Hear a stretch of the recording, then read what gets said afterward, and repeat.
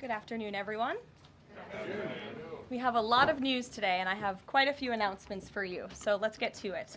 First, on behalf of the President and the White House, we express our deepest condolences to the family of New York police officer Islam, who made the ultimate sacrifice in defense of his fellow New Yorkers. As the funeral services are held in New York City today, everyone at the White House is keeping the officer's family, friends, and fellow NYPD law enforcement officers in our thoughts and prayers. The President has always, and will always, proudly stand with our men and women in blue. May God bless Officer Islam and the other individuals who were tragically killed in this senseless act of violence. In other news, President Trump's working visit to Scotland was a huge success. In less than 48 hours, President Trump brokered the biggest, most impactful trade deal in history and prevented a war in Asia for the second time since he took office. We have never had a president who wields the full power of the United States to negotiate good deals for our country and its people like President Trump. This is what maximum leverage looks like. On the peace front, President Trump helped deliver an immediate and unconditional ceasefire between Thailand and Cambodia. The two countries were engaged in a deadly conflict that had displaced more than 300,000 people until President Trump stepped in to put an end to it. The president spoke directly on the phone with the acting Prime Minister of Thailand and the Prime Minister of Cambodia to inform both leaders that unless they brought their conflict to an end, there would be no trade discussions or agreements with the United States. Almost immediately afterward, a peace was brokered that will save thousands of lives and allowed for trade negotiations with these countries to resume, and they have. The president has now ended conflicts between Thailand and Cambodia, Israel and Iran, Rwanda and the Democratic Republic of the Congo, India and Pakistan, Serbia and Kosovo, and Egypt and Ethiopia. This means President Trump has brokered, on average, about one peace deal or ceasefire per month during his 6 months in office. It's well past time that President Trump was awarded the Nobel Peace Prize. I know the topic of Israel is on everyone's mind. I have an update from Special Envoy Steve Witkoff, who I got off the phone with this morning. Special Envoy Witkoff and Ambassador Huckabee had a very productive meeting with Prime Minister Netanyahu and other officials today in Israel on the topic of delivering much-needed food and aid to Gaza. President Trump is a humanitarian with a big heart, and that's why he sent Special Envoy Witkoff to the region in an effort to save lives and end this crisis. Tomorrow, Special Envoy Witkoff and Ambassador Huckabee will be traveling into Gaza to inspect the current distribution sites and secure a plan to deliver more food and meet with local Gazans to hear firsthand about this dire situation on the ground. The special envoy and the ambassador will brief the president immediately after their visit to approve a final plan for food and aid distribution into the region, and we will provide more details for all of you once that plan is approved and agreed on by the President of the United States. On the trade front, the president secured a historic trade agreement with the European Union that puts America first and fundamentally strengthens the economic relationship between the two largest economies in the world. This deal delivers on two of President Trump's core promises on trade, supercharging America's manufacturing capacity and opening up foreign market access to American businesses. The deal guarantees that American businesses will have unprecedented levels of access to the European Union markets to export our American-made goods. Also, as part of this agreement, the EU will purchase $750 billion in U.S. energy to strengthen our energy dominance, reduce European reliance on adversarial sources, and narrow our trade deficit with the EU. The EU will also make new investments of $60 billion in the United States, in addition to the more than $100 billion the EU companies already invest in the U.S. every year. All of these massive purchases and investments will happen by the end of 2028.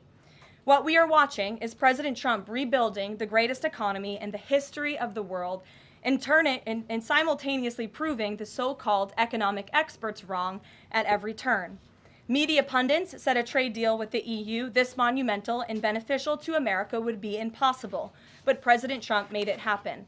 The so-called economic experts repeatedly said that the American economy would be in a recession this summer. Well, summer is here, it's almost over, and that recession does not exist. Yesterday, in fact, real GDP growth in the second quarter increased at a 3.0% annual rate, significantly above expectations. President Trump's America First policies are driving economic growth, as he always said they would. And this growth is being driven by the private sector, not the government. Federal government spending fell for a second straight quarter, while real business fixed investment rose by nearly 2% following its first quarter surge. President Trump is right-sizing government spending, reversing the damage done by the Biden administration, and allowing the private sector to flourish. The same so-called experts claimed that President Trump's tariffs would spike inflation and hurt American consumers. But consumer spending growth just accelerated, and inflation remains right on track. For the past 5 straight months, core inflation has come in below market expectation and remains in line with the Fed's 2% inflation target.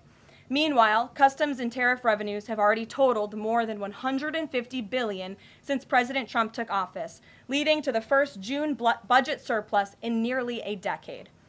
Those revenues will skyrocket even further starting tomorrow when new reciprocal tariff rates take effect.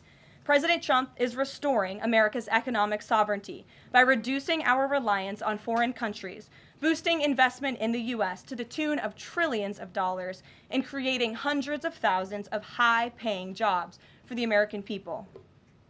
With America finally put first on trade and the largest middle-class tax cuts in history and other pro-growth provisions of the One Big Beautiful Bill beginning to take effect, the American economy will boom like never before over the course of the next 3.5 years, thanks to the president's vision. Finally, as you all know, the president signed an executive order earlier this year to solve the problem of exorbitant pharmaceutical pricing. According to recent data, the prices that Americans have been paying for brand name drugs are more than 3 times the price other similarly developed nations pay. The president is determined to solve this problem and took further action today. He has signed 17 letters to pharmaceutical companies' CEOs. And I would like to read you one of these letters to the CEO of Eli Lilly. All of these letters will be provided to you following this briefing. This is to the CEO of Eli Lilly from the President of the United States. On May 12, 2025, I signed an executive order delivering most favored nation prescription drug pricing to American patients to stop global freeloading and guarantee that Americans pay the same prices enjoyed by other developed nations. Right now, brand name drugs in the United States are up to 3 times higher on average than anywhere else for the identical medicines. This unacceptable burden on hardworking American families ends with my administration. Most proposals the Trump administration has received to resolve this critical issue promised more of the same, shifting blame and requesting policy changes that would result in billions of dollars in handouts to industry. Moving forward, the only thing I will accept from drug manufacturers is a commitment that provides American families immediate relief from the vastly inflated drug prices and an end to the free ride of American innovation by European and other developed nations. Accordingly, I'm calling on Eli Lilly and Company and every manufacturer doing business in our great country to take the following actions within the next 60 days. Extend the most favored nation pricing to Medicaid, guarantee most favored nation pricing for newly launched drugs, return increased revenues abroad to American patients and taxpayers, provide for direct purchasing at most favored nation pricing. The President's team, including Secretary Kennedy and Administrator Oz, stand ready to implement these terms. The President expects to further engage with them immediately in good faith to deliver relief for American families. Make no mistake, a collaborative effort towards achieving global pricing parity would be the most effective path for companies, the government, and American patients. But if you refuse to step up, we will deploy every tool in our arsenal to protect American families from continued abusive drug pricing practices. Americans are demanding lower drug prices, and they need them today. Other nations have been freeloading on U.S. innovation for far too long, and it is time they pay their fair share. I look forward to your binding commitments to each of these goals by September 29th, 2025, and my team stands ready to assist with implementation questions. Thank you for your immediate attention to this vital national priority. Signed, President Donald J. Trump. Again, to the CEO of Eli Lilly.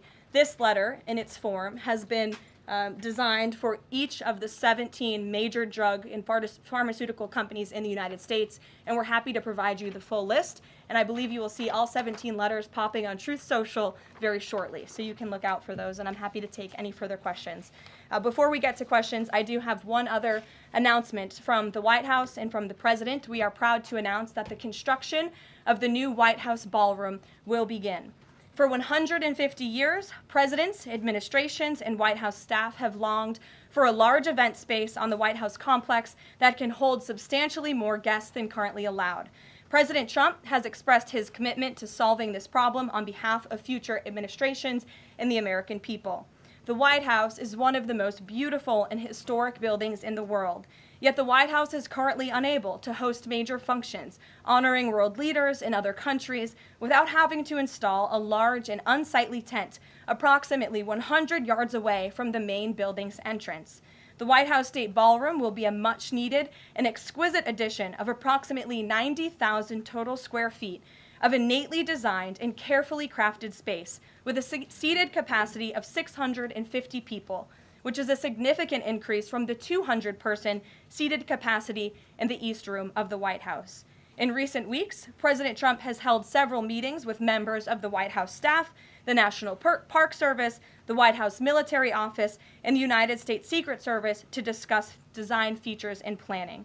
President Trump has chosen McCreary Architects as the lead architect, which is well known for their classical architectural design and based right here in our nation's capital.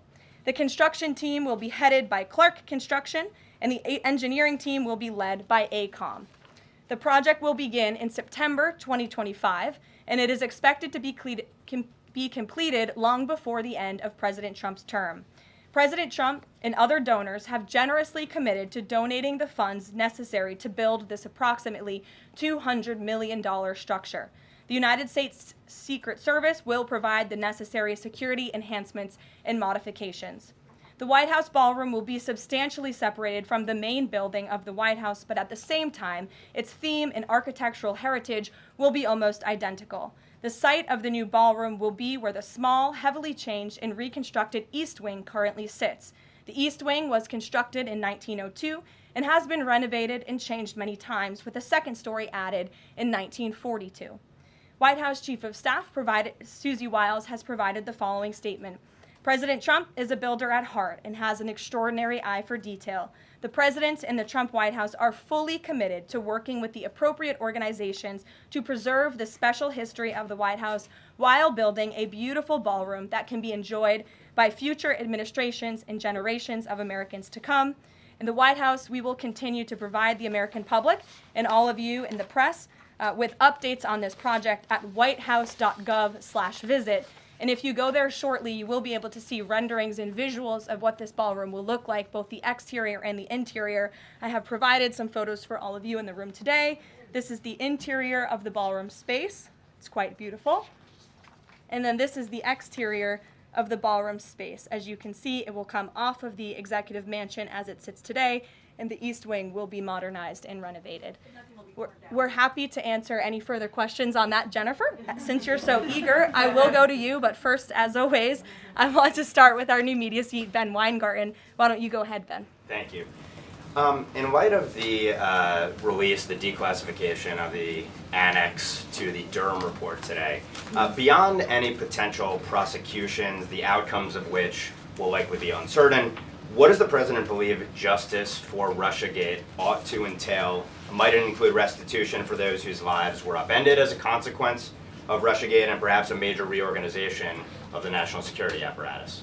Well, I think a major organization of the national security apparatus, at least here at the White House within the National Security Council, has indeed taken place, and the President entrusts his current CIA director, John Ratcliffe, and our ODNI director, Tulsi Gabbard, to make the necessary changes to ensure classified intelligence, especially that could implement or hurt the national security of our country does not make its way into the hands of irresponsible actors who want to politicize that intelligence for their own end. Since you brought up the declassification report that was put out by Senator Grassley today, I'm glad you brought it up because this should be a story every outlet in this room should be covering. This is further evidence that Hillary Clinton approved the Russia hoax against President Trump. Her campaign financed it. Again, she approved it. And the FBI and the CIA were both weaponized to, as our director of CIA has said, accelerate this hoax against then candidate and former President Trump. To answer the heart of your question, the president wants to see justice served, and he trusts the Attorney General and the Department of Justice to implement that justice and hold these people accountable. One more question, briefly, Sure. if I may, on a totally different topic. There's been legislation reintroduced in the House and Senate on designating the Muslim Brotherhood as a terrorist organization. The Muslim Brotherhood is considered by many to be the fountainhead of Sunni Islamic supremacism from which Hamas and other groups have spawned, with a nexus to domestic organizations as well. Does the president support designating the Muslim Brotherhood as a terrorist organization? Frankly, I'm not sure because I haven't talked to him, and I would never want to get ahead of the National Security Council on specific designations. It sounds like something this administration would support, but we can get a firm answer for you. How's that? Thank you. Thanks for being here. Jennifer, go ahead. Eager beaver today. How much of the East Wing will be torn down? The entire East Wing or just parts of it? So the East Wing is going to be modernized. The necessary construction will take place. And for those who are housed in the East Wing, including the Office of the First Lady, the White House Military Office, the White House Visitors Offices, those offices will be temporarily relocated while the East Wing is being modernized. And then on Israel-Gaza, there are some reports that negotiations with Hamas might not be continuing. Did you get any updates from Steve Witkoff on that? I did. Special Envoy Witkoff is actively talking with our counterparts in Israel about that, and he wants to give some grace to the president so he can fully brief the president on what he's learning on the ground in both Israel and Gaza. But the president put out a very strong statement on Truth Social this morning, which I'm sure you saw, and he said the quickest way to end this entire conflict, the humanitarian crisis that we've seen, and the crisis in Israel that of course started on October 7th when Hamas brutally kidnapped and raped innocent Israelis, that terrible terrorist attack, is for Hamas to surrender, to release all of the hostages, and to end this conflict. And that's what the president wants to see. He's made that very clear. But the special envoy will be in Gaza tomorrow, as I shared with you previously. Josh. Can you give us a little more clarity on the tariff timing? You said that the reciprocals will take effect tomorrow. Yes. Does that include the new auto rates, for instance, on Japan, Korea, the EU? Is this all coming effective tomorrow? So some of the countries you just mentioned, Japan, South Korea, they have bespoke trade deals that the president cut, which, just to backtrack for a second, Josh, we promised that the president would negotiate with countries all around the world to cut tailor-made trade deals depending on those countries' challenges, how badly they've ripped off the United States of America and our manufacturing industry and our workforce in the past. And he has done that. Of our 18 major trading partners, 2/3 of those trading partners have a deal. We've sent out 17 letters to countries around the world. And the rest of those countries that either do not have a deal or have a letter, they will be hearing from this administration by the midnight deadline tonight. So yes, tomorrow, August 1st, the reciprocal rates will be going into effect.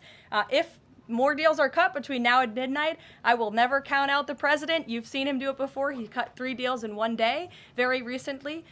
So we'll see what happens. I do know foreign leaders are ringing his phone, realizing this deadline is a real thing for them tomorrow, and they're bringing offers to the table.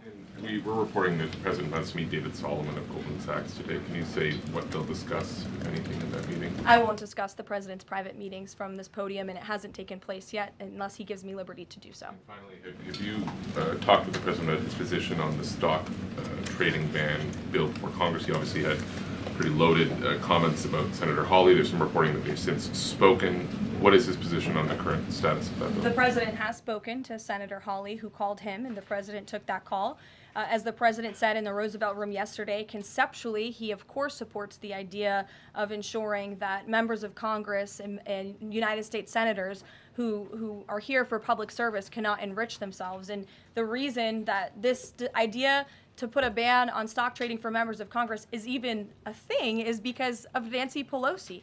I mean, she is rightfully criticized because she makes, I think, $174,000 a year, yet she has a net worth of approximately $413 million. In 2024, Nancy Pelosi's stock portfolio, this was a fascinating statistic to me, grew 70% in 1 year in 2024, and her portfolio outperformed every single large hedge fund in that same year and even more than doubled the returns of Warren Buffett's Berkshire Hathaway. So I think the president stands with the American people on this. He doesn't want to see people like Nancy Pelosi enriching themselves off of public service and ripping off their constituents in the process. As for the mechanics of the legislation and how it will move forward, the White House continues to be in discussions with our friends on Capitol Hill.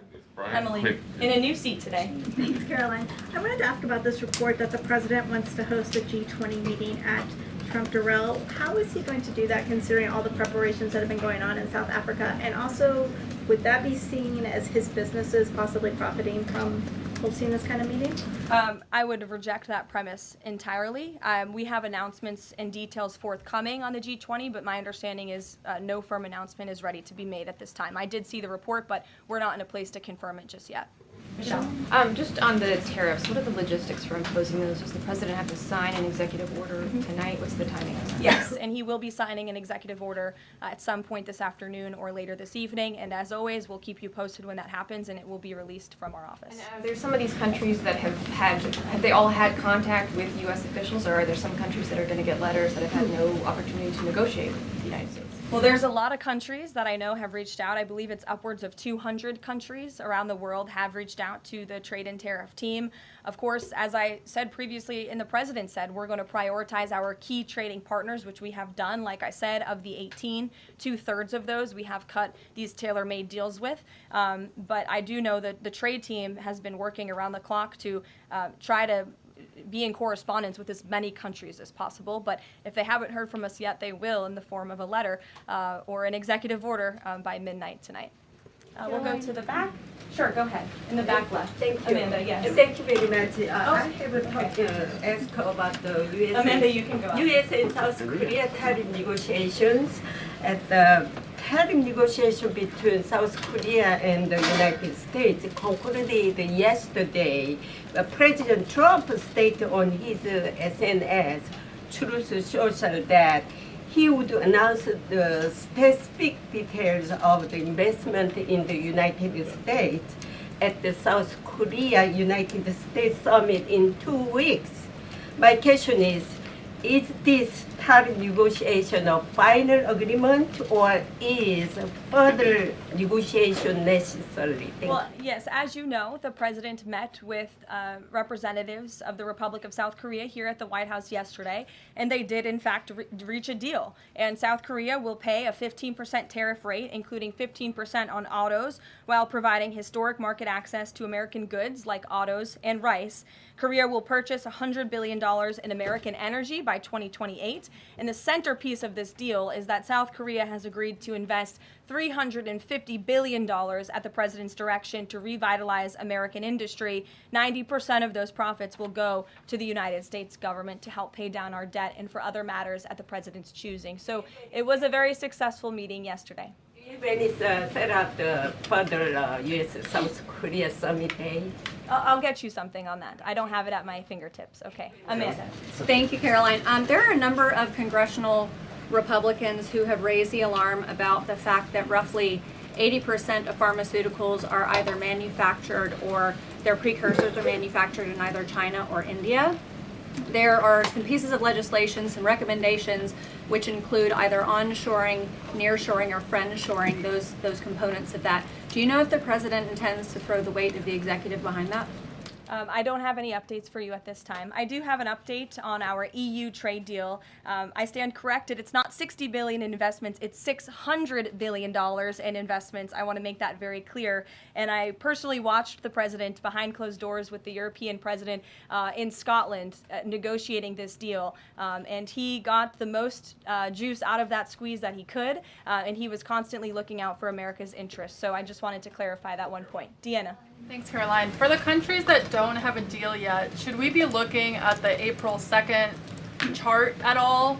Or is he negotiating and talking about having a set tariff rate, 10%, 20%?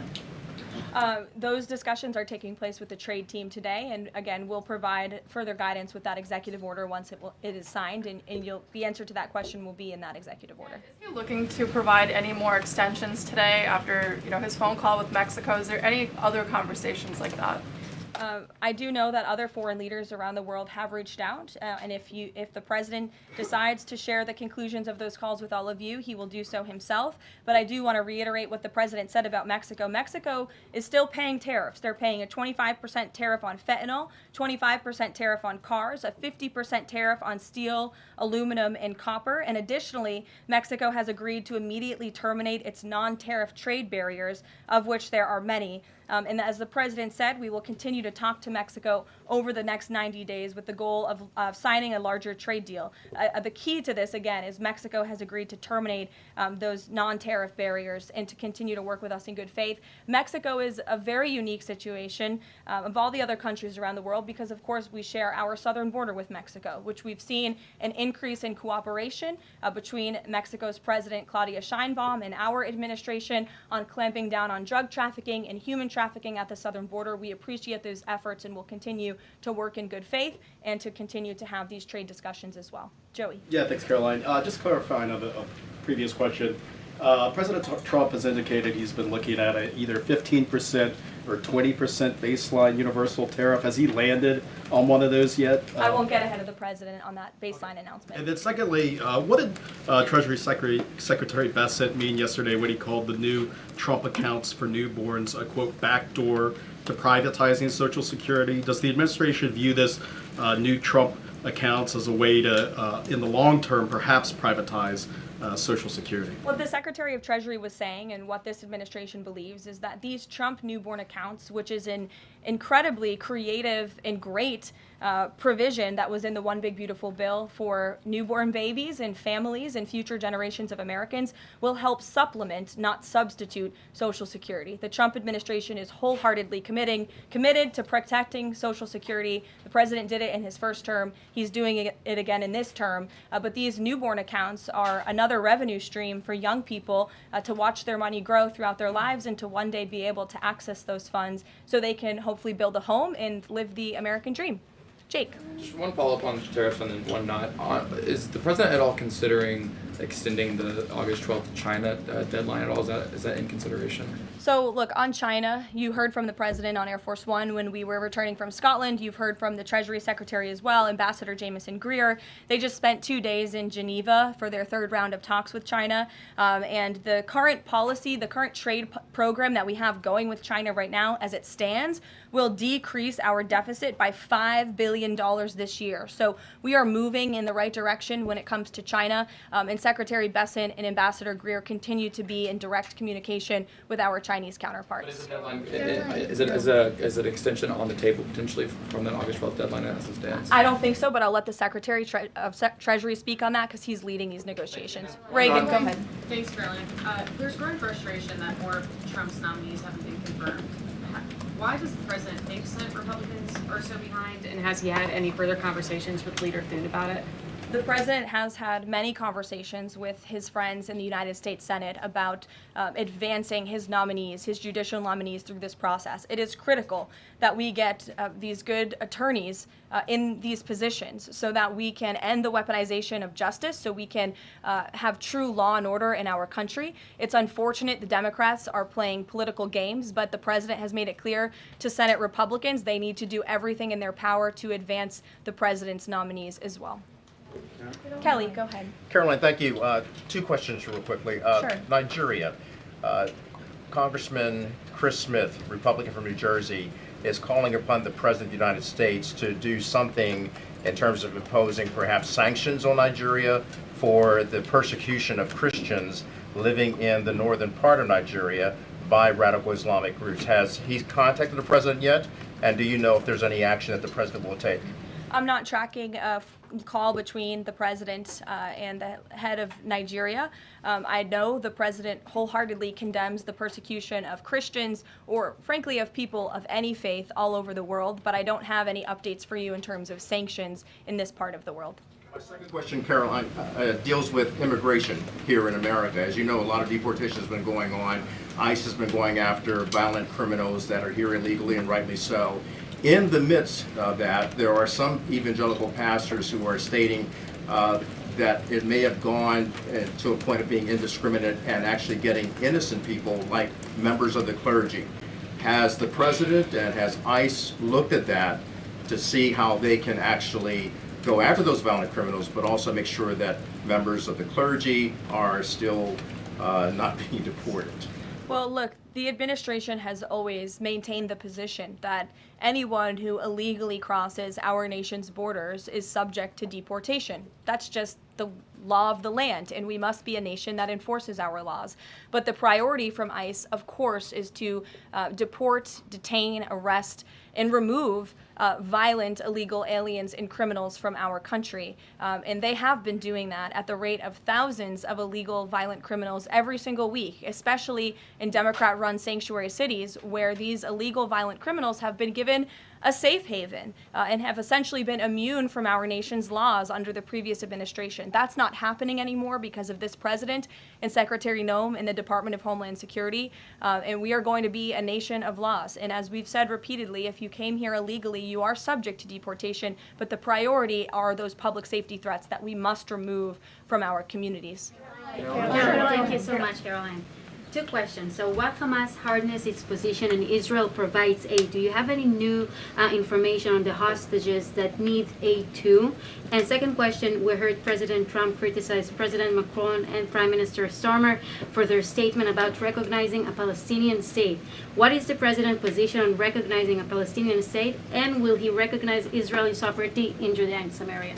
I can answer both of those questions for you. On the second question about a Palestinian state, the president expressed his displeasure and his disagreement with the leaders of France, the United Kingdom, and Canada. He feels as though that's rewarding Hamas at a time where Hamas is the true impediment to a ceasefire and to the release of all of the hostages. So to your first question, the president wants to see all of the hostages released. He cares deeply about this. He has met with many of the former hostages, many of the families of those who have loved ones who are still being held hostage in Gaza.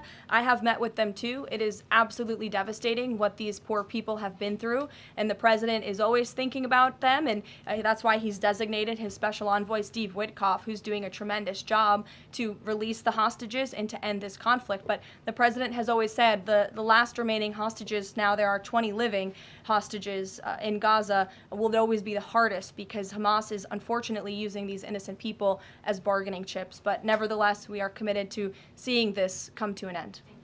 Elizabeth. Thanks, Caroline. Part of the settlement with Brown prohibits it from performing transgender procedures or prescribing hormone, puberty blockers, that type of thing. Will eliminating these types of procedures be a priority for the Trump administration in negotiations with other universities? I can tell you that ending the chemical castration of children in our country is a priority of this administration. We've talked to many of these universities about it, but the president has also taken very strong action to cut off the funding for any medical institution in this country that provides those barbaric procedures. The Brown University agreement, since you brought it up, is yet another win to root out anti-Semitic behavior on our nation's college campuses and unlawful racial discrimination. Brown has agreed to no longer allow unlawful racial discrimination in admissions or university programming. They have agreed to provide access to all relevant data and information to rigorously assess compliance with its commitment to merit-based admissions, and they will pay $50 million over 10 years to state workforce development organizations that comply with anti-discrimination laws, supporting regional economic growth and career opportunities. Brown will also adopt the definitions of male and female from President Trump's executive order, defending women and gender ideology extremism for women's sports, programming, facilities, and housing. Brown will no longer perform gender reassignment surgeries on minors or prescribe them puberty blockers or cross-sex hormones. And Brown will take steps to improve the campus climate for Jewish students and combat anti-Semitism. on their campus. This is yet another huge win for American students and for those who love our country and want to abide by our country's laws. On the topic of defending women from gender ideology, extremism, and helping women's sports, the president will be signing an executive order at 4 o'clock today with some very famous professional athletes whom I'm sure you all know. And that executive order will be focused on strengthening athletics in our country and making America healthy again. And we are going to re-implement the presidential fitness test in America's schools, which is, I think, something all Americans can get behind. So you'll hear from the president in 2 hours, and we will see you all there. Thank you.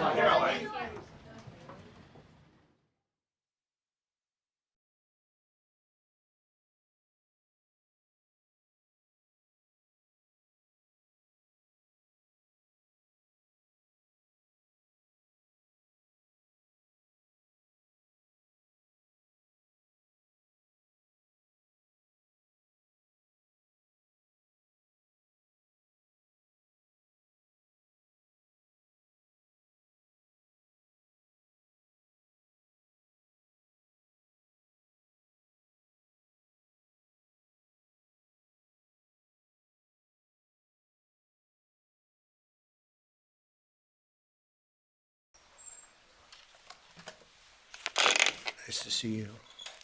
We've had a great weekend, and we, as you know, we made our deal with the European Union.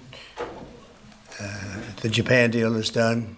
Many of the other deals are done. Indonesia was a very big deal, big country actually, and they're wonderful, and hopefully wonderful for both sides. But it's literally trillions of dollars ultimately being brought into our country. And it was something that had to be done, and it is being done, and it's being done properly.